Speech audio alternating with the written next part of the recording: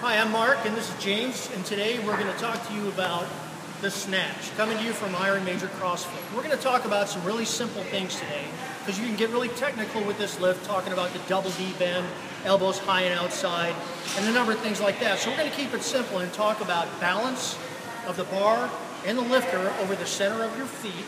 We're also going to talk about the proximity of the bar to the lifter, which is close, not in contact, but very close, all the way up. And we're going to talk about relocation. In other words, that third pull, getting yourself underneath the bar. It has to be active, a pull, and there cannot be any hesitation.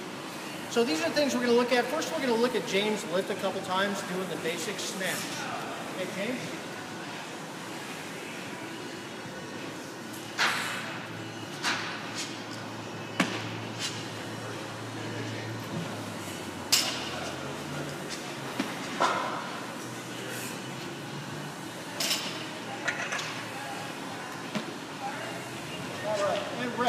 Once you stop at the setup, James, I want to point out a few things on the setup first.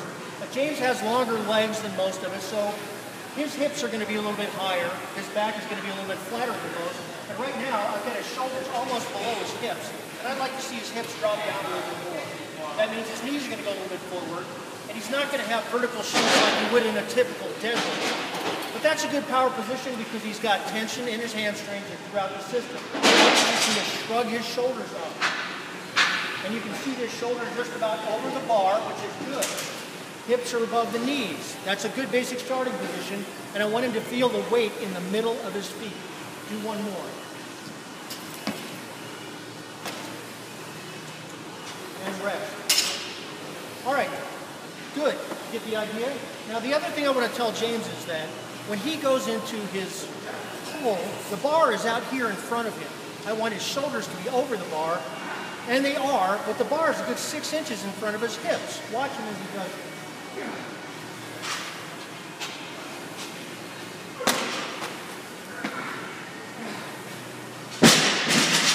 All right, now James, come to the hang. That's where I want the bar to be when he jumps that bar. Just bend your knees a little bit without your torso. That's where I want him to be when he takes off. Where he was here. And you can see there's a big variance. The bar's over his toes, which means he's going to lift off his toes. He'll have to jump forward to relocate under that bar. Go ahead and set it down. Now I want you to try and pull the bar and think about hips, meet bar, and then jump.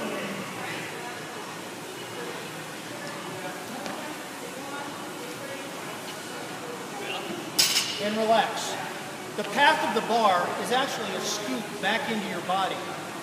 You want to have your knuckles under, which will facilitate that, and pull the bar into your body as you jump.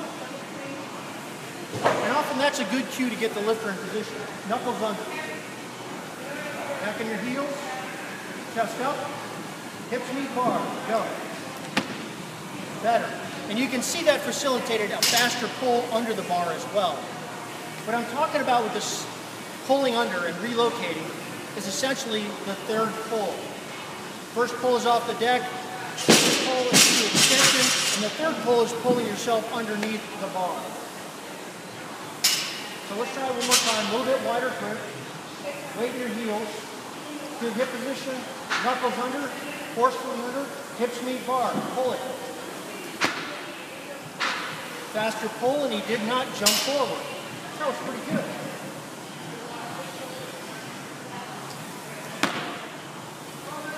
Okay, go ahead and rest. James is not finishing his second pull. In other words, he's jumping from here and pulling himself under the bar, but I want him to be fully extended with the bar in contact with his hips, working like this in almost a reverse C.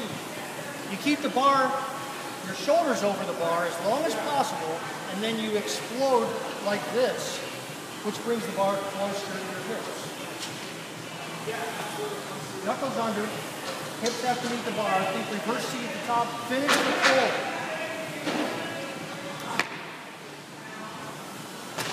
A little bit better, you actually jump backward that time. You hear Coach Bergener talk all the time about finishing the pull. In the medicine ball clean and a lot of the fast lifts, this is where we see a lot of error. People not finishing the pull and using their hips to make that bar fly. It's a Simple jump and land.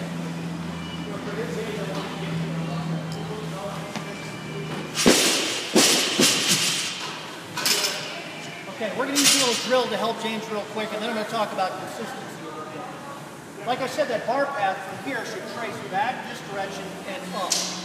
James' bar is coming straight up and actually out a little bit at the top. So we're going to practice a lift-off drill. Go ahead and adjust the bar. And I want you to pull the bar back as your knees straighten. Then your bar should follow your shins backwards. Back down. Knees go back and the bar goes. There. You see how that followed his legs in close proximity? Doesn't rub up against your legs, but by the top that hits the bar.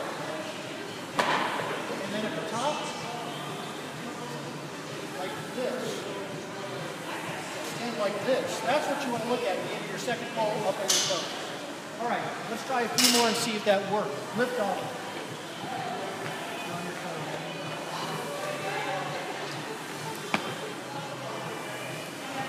Still a little problem getting your shins vertical. Just like the deadlift, your shins get vertical as the bar passes the knees. Pull it back and better. All right. So we've given James a few things to work on. The last thing I want to talk about is consistency. When we come in and do these lifts in 5x5 or 7 singles or something like that, we typically try and go for a really heavy weight. And that makes it difficult to correct because small errors in balance and proximity are accentuated and you're going to lose the bar forward or backward. When you do most of your work with a snatch, do volume work at about 60% of your max.